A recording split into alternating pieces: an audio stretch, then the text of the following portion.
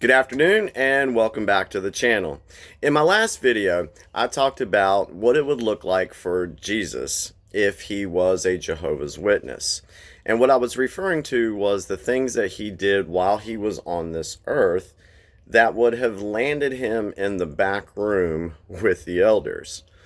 And these were things such as him observing the holidays, not turning in his time, hanging out with sinners and prostitutes, participating in shocking talk and brazen conduct, calling out the Pharisees, aka the elders, all while sporting a beard.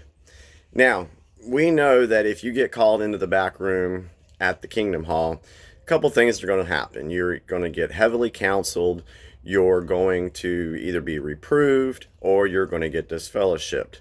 Now, whatever the case may be, if you have been a Jehovah's Witness long enough, you know that if anybody has those three things happen to them, they are considered bad association and they're not a good example of how to be a true Christian. That's in Watchtower's minds. But here's the thing. Watchtower says, and they love to say, that we follow Jesus' example. We walk in his footsteps. But how does it benefit Watchtower if they keep talking about following Jesus' example? For you to do it, for you yourself, you need to follow Jesus' example. But how does Watchtower benefit from that? So I came up with three things, and I probably could have come up with some more, but this week I've had a video block and I just had to work on these three. So these are the three things that I came up with that Watchtower says to follow Jesus' example, but how does it benefit Watchtower themselves? One, again, I got notes. One, preaching. The Watchtower September 15th article titled, "Why Do We Preach?" And in there it says, Jehovah's Witnesses preach to glorify God and to make his name known.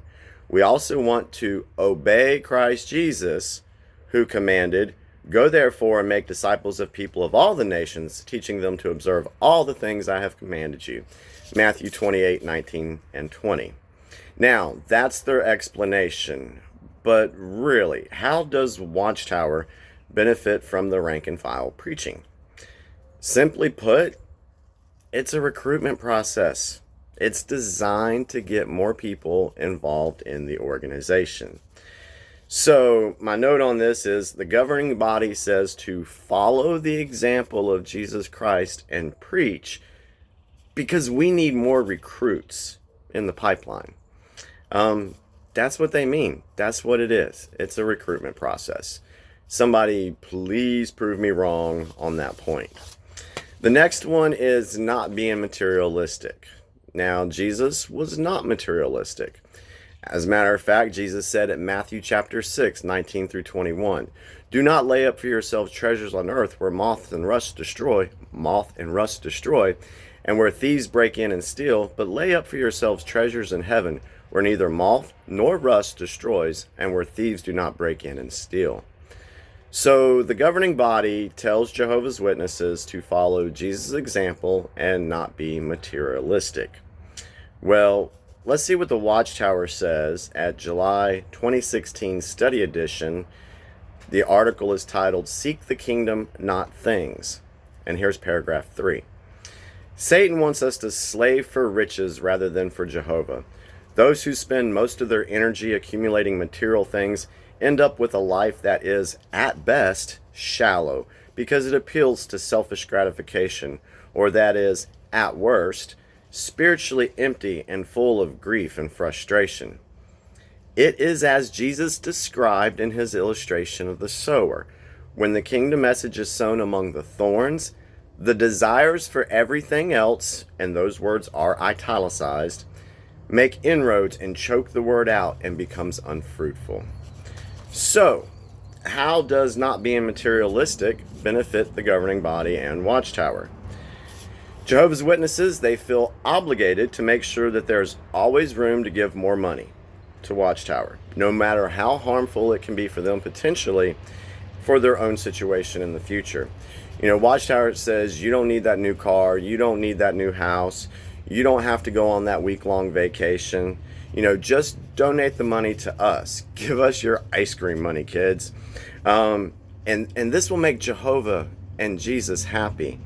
And they're going to reward you later in the new system, and all these things will be added to you, so you'll get your reward in the new system. In the meantime, we are going to use your money for our benefit right now. Number 3, obedience. The information I took, the next paragraph comes from Come Be My Follower book, chapter 6, pages 56 through 65. And the title of that chapter is He Learned Obedience. And it says in paragraph 5, obedience was central to Jesus' mission in coming to earth. Jesus came here to do what our first parent failed to do, remain obedient to Jehovah even under test. Yet Jesus' obedience was not mechanical. Jesus obeyed with all his mind, heart, and soul, and he did it with joy. Doing his Father's will was more important to him than was eating. So do you see the subliminal wording in there? It's a little bit of mind control wording in that sentence. And so then the next question, it says, what will help us to imitate Jesus' obedience? And then the article goes on to show how it's important for JWs to be obedient, especially to those that are taking the lead in the congregation and those taking the lead in his worldwide organization. Watchtower wants complete obedience from the rank and file. Watchtower, November 2013, Study Edition, pages 19 and 20, especially paragraph 17. And this is a little scary. Basically says that when the attack comes at the Great Tribulation, the life-saving direction that we receive from Jehovah's organization may not appear practical from a human standpoint. All of us must be ready to obey any instruction we may receive, whether these appear sound from a strategic or human standpoint or not. So, how does the Watchtower benefit from one's following Jesus' example, which they hold in high praise, to being obedient? The short and simple answer to that is control. Watchtower wants to make sure that they can control the rank and file, control their thoughts, their actions, basically everything in their life. And all that about control, that could be a whole nother video to itself.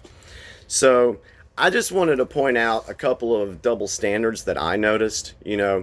At one point, Jesus would be counseled for things that he did, but yet there's things that Watchtower likes that he did, but they push those things so that they can benefit from it from the rank and file. So I hope you guys understood where I was trying to come from this, the angle I took on this video. Please leave your comments and what you thought. Maybe you have a few other ideas of what the Watchtower promotes so that they can benefit from it. So I appreciate everything that everyone's done, the support to the channel and to our group, our Facebook group, Toppling the Tower Globally. I'm thankful that I can't believe I'm 2 subscribers away from 500. So if you like what I'm doing, please hit like on the video, hit subscribe, and hit that little bell so that you can be notified of when I do more videos. So thank you everybody for watching, and I'll see y'all later. Take care.